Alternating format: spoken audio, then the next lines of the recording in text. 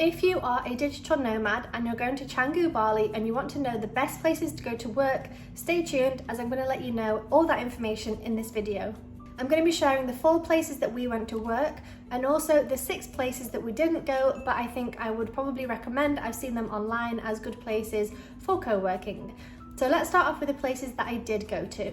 I have 2 places that I think are joint first position. I'm going to talk about Brisa first. This is actually a beach club, so it's more of kind of sitting by the pool, drinking cocktails with your friends, getting some food, listening to the music, having a little bit of a snooze, and then I think you can stay for sunset, and I think they also have music on in the evenings as well.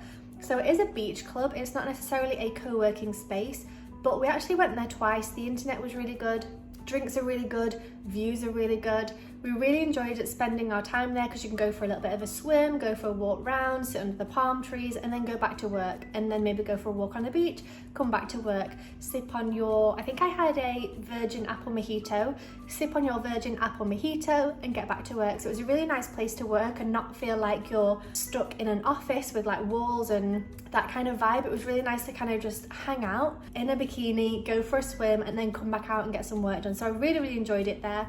The second time I got a ice cream, it was the passion fruit one, and it was delicious. Would highly recommend.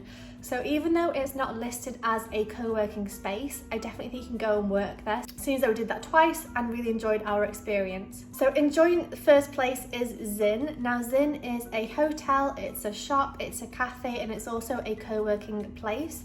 They have an amazing co-working structure made out of bamboo. It's a typical Balinese structure and it is so beautiful. They have really comfy chairs in there. They've got lots of desk space and also lots of plugs so you can plug in your laptops and things like that. So I think that in itself would be a really good co-working space. We actually went there only once, but I would definitely go back. It was so nice to be kind of surrounded by greenery and to be in this beautiful bamboo structure.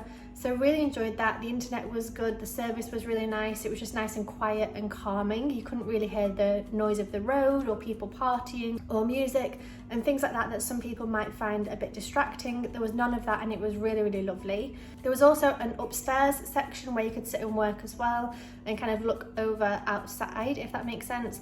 And I think you could also sit in the cafe area. Honestly, they just had nice chairs and seats in there as well where you could sit and work. So I would definitely recommend Zin if you're looking for somewhere to work and also maybe get some food. We didn't actually end up eating there, but I think it would be good. It looks like a really nice place. The menu looks really good as well. So I would highly recommend Zin. So those 2 were my favorites.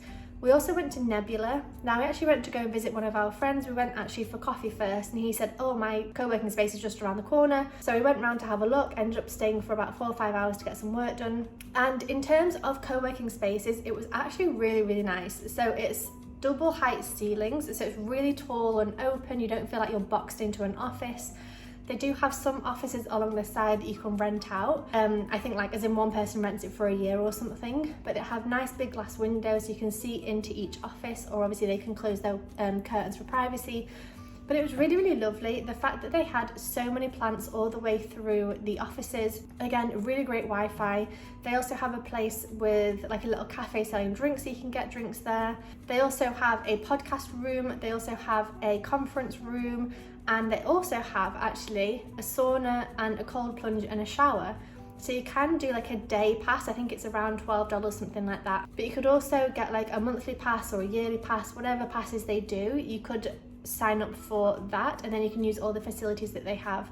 So it's a really cool co-working space. Would highly recommend if you're wanting something a little bit more officey. It was really nice and quiet as well. Sometimes in cafes, like the next place I'm going to be talking about, it can be quite loud and distracting with people walking around and in and out, and people making coffees and the machines going and things clattering all the time. So this was a really nice quiet place. If you want somewhere actually quiet, I would recommend Nebula. And then the last place we went to is a place called Work. This is a cafe / co-working space. I think they also do yoga classes there, although I didn't partake in a yoga class. But they also have a membership system where if you pay a certain amount per day or per week or per month, whatever their programs are, you get access to the quieter areas where I think you get a proper office desk, a proper office chair. you obviously get plugs and Wi-Fi and all the rest of it. Whereas if you're not a member, like obviously we weren't, we just sat in the cafe. So like I said, it was quite noisy with them making coffees and drinks and people coming in and out and people on phone calls, and it can get quite distracting. But at the same time, it was a really cool place. The one thing I will say is that the plugs was an issue for me. So where they have the plugs is kind of random seating. It's not really somewhere you could sit and work for hours and hours and hours. And then the places where you can sit and work for hours and hours and hours, they didn't have plugs. So it was a little bit of a tricky one. I would sit and work and then I'd have to go and sit somewhere else to charge, and then I'd come back and sit and work again. So not ideal if your laptop doesn't last more than, a couple of hours. If you have an old laptop, you need to be plugged in all the time.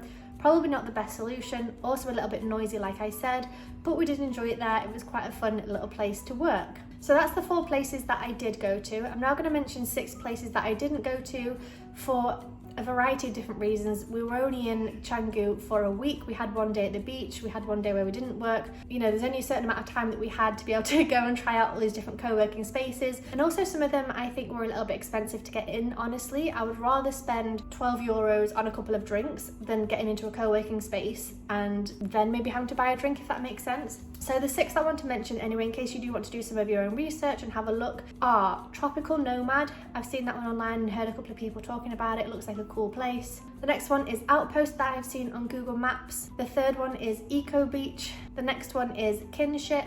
There's another one called Genesis. And then the last one is called Puko Rooftop. So there are definitely lots of different co-working spaces available in Canggu if you are a digital nomad. But like I said, you could quite easily go to a cafe and get lunch and sit and work there. Most places have internet. Most places have like actual tables where you can sit and work, and plugs available as well. So it kind of depends on what you're after. If you want an actual office space, I'd probably recommend Nebula. If you want cafe vibes, I'd probably recommend Zin over BeWork, if I'm honest. And if you want somewhere where you can go for a swim, you can see the sunset, you can kind of hang out a little bit, listen to music, Brisa was our favourite place probably actually to go. So I really hope you enjoyed this video of where to work if you are a digital nomad in Canggu, Bali. I've also done another video talking about where to eat in Canggu, and I'm going to be doing one more talking about all the top things to do in Canggu, Bali. I really hope you enjoyed this video. If you did, give it a big thumbs up, and I'll see you in the next video. Bye!